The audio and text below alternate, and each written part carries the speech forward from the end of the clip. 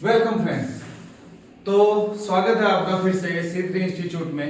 ठीक है, कल हमने रेशो से रिलेटेड सभी प्रॉब्लम्स आपको शॉर्ट में बताए, आपके कुछ काम भी आए, आपने उसको ट्राई भी करके देखा। ठीक है, उससे आपको यह भी बेनिफिट मिला कि हमें उन सॉल्यूशन को, उन प्रॉब्लम्स का सॉल्यूशन कैसे करना है। ठीक है, तो आज आपके लिए नेक्स्ट वीडियो हम लेकर आए हैं आपका फेवरेट चैप्टर, जो सभी का फेवरेट होता है। अब वो मुश्किल से फेवरेट हो या आसान से फेवरेट हो, उसे आप इशू ऑफ शेयर कहते हैं, मानते हैं ना।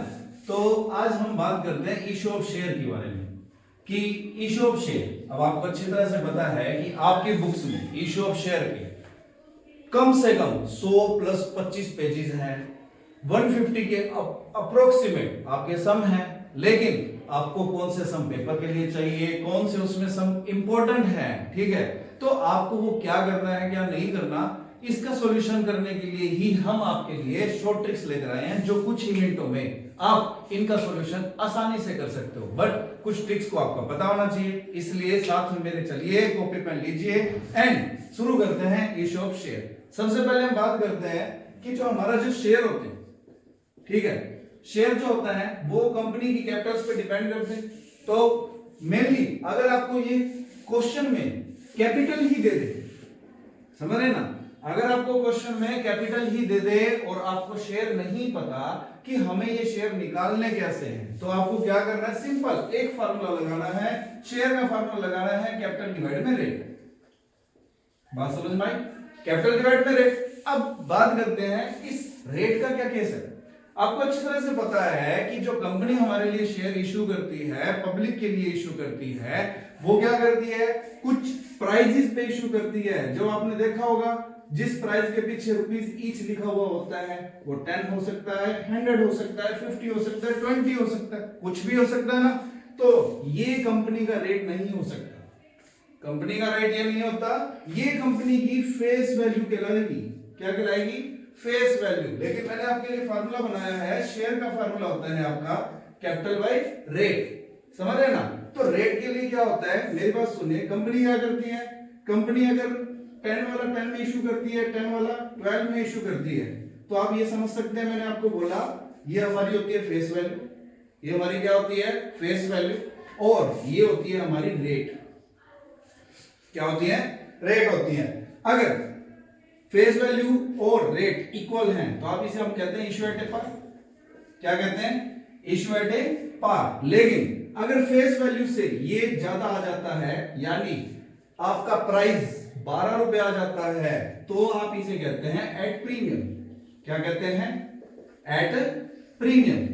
तो अब वो चाहे वो प्रीमियम पे इशू करे कंपनी, चाहे वो एट पार पे इशू करे, रेट हमेशा यही कहलाएगा और फेस वैल्यू हमेशा यही होगी। क्यों, क्योंकि कंपनी की कभी भी फेस वैल्यू में चेंज नहीं होता। और याद रखना, जहां पे भी आप शेयर कैपिटल जिस एंट्री में आप शेयर कैपिटल का यूज करते हो, उसके अंदर हमेशा फेस वैल्यू आती है।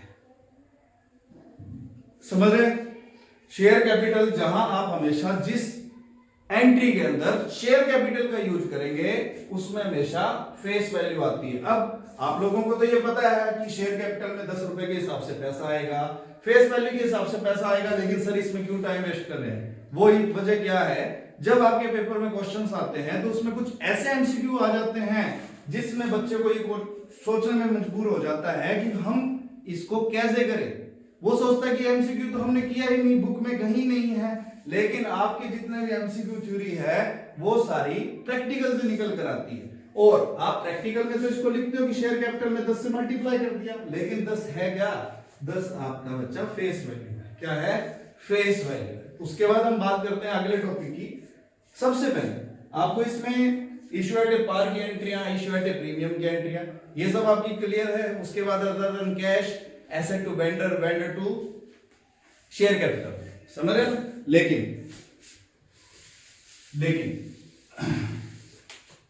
आपके लिए सबसे इंपॉर्टेंट क्या है, अदर देन कैश के अकॉर्डिंग अगर हम बात करें अदर देन कैश।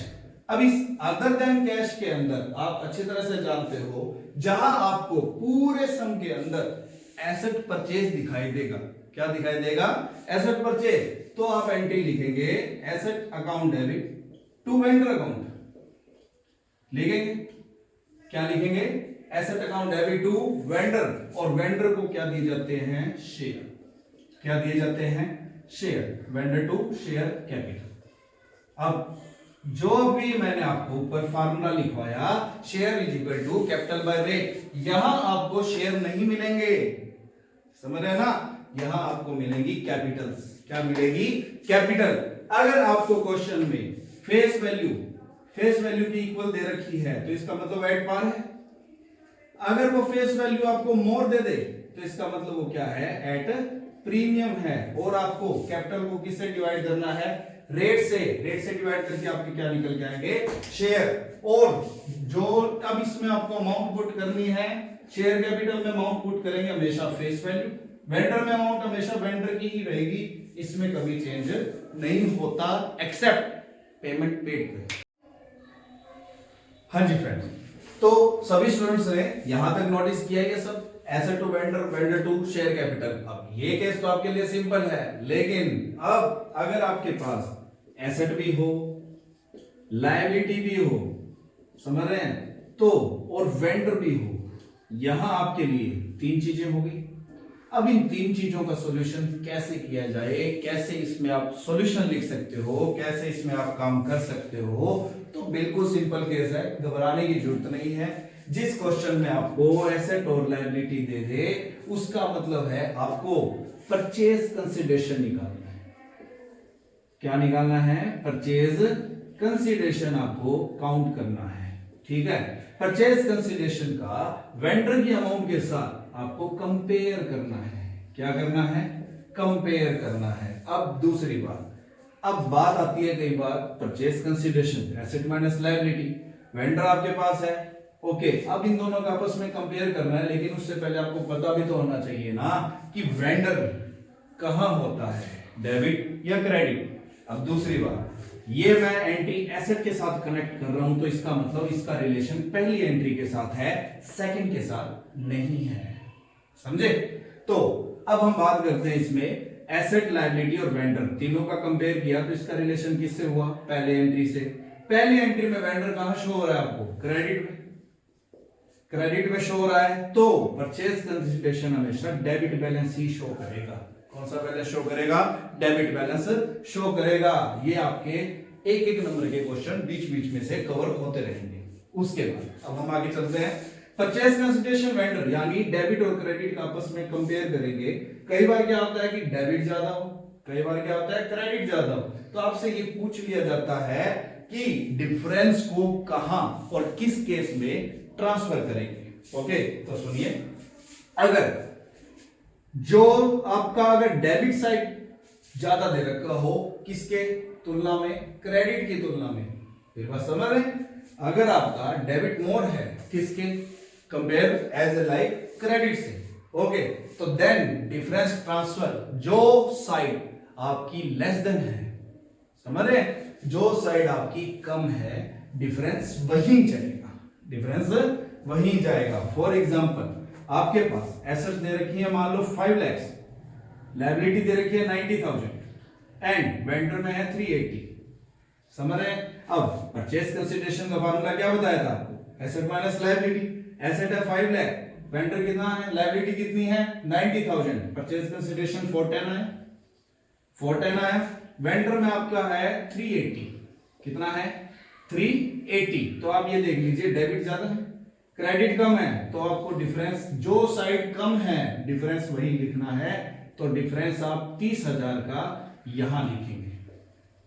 लेकिन अब आपके एक नंबर का क्वेश्चन आए, उसमें पूछ ले कि क्रेडिट आपकी कम है तो उसको किस नाम से जानते हैं, तो difference transfer in capital reserve, difference transfer in capital reserve, okay.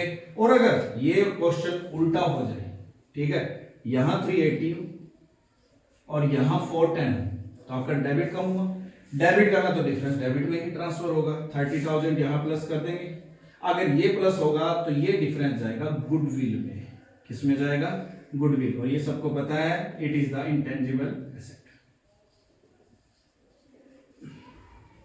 And capital reserve it is the liability, reserve and surplus. ये आपके एक एक नंबर के क्वेश्चन भी कवर होते हैं और साथ में आपके 3 या 4 नंबर के क्वेश्चन में एंट्री भी आपकी कवर हो रही है। आशा है आप लोगों को ये सब समझ में आ रहा होगा। ओके, अब हम आगे चलते हैं। यहां तक आपका क्लियर हो गया, ठीक है। अब हम आगे चलते हैं, उसके बाद आपका जो अगला टॉपिक आता है ये रेट कर सकते हैं, सभी ने राइट किया होगा, ठीक है। तो अब हम आगे चलते हैं, साथ साथ में देखिए आप राइट कीजिए। राइट करने के साथ साथ जब आपको इन चीजों का ज्ञान होगा, आप खुद अपने हाथों से इनकी प्रैक्टिस करेंगे, तब जाके आपको ये चीज खुद ब खुद आने लगेगी और आपको ये पता ही नहीं चलेगा कि आपके पेपर में ये क्वेश्चन 3-3 नंबर के, 4-4 नंबर के आपके हो कैसे गए इतनी जल्दी।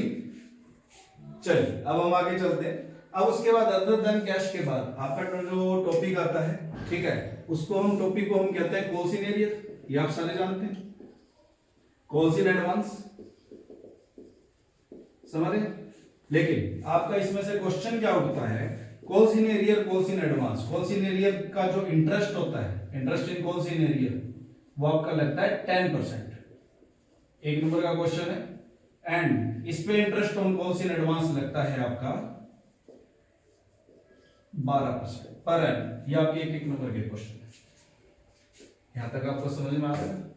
ये है एरियर आपका डेबिट होता है एंड कॉल्स इन एडवांस आपका क्रेडिट होता है। और याद रखना इन दोनों की एंट्री हमेशा बैंक के साथ होती है, ठीक है, ड्यू के साथ नहीं होती, ठीक है। किसके साथ होती है इन दोनों की एंट्रियां? बैंक के साथ होती है, ड्यू के साथ इनकी एंट्रियां नहीं होती।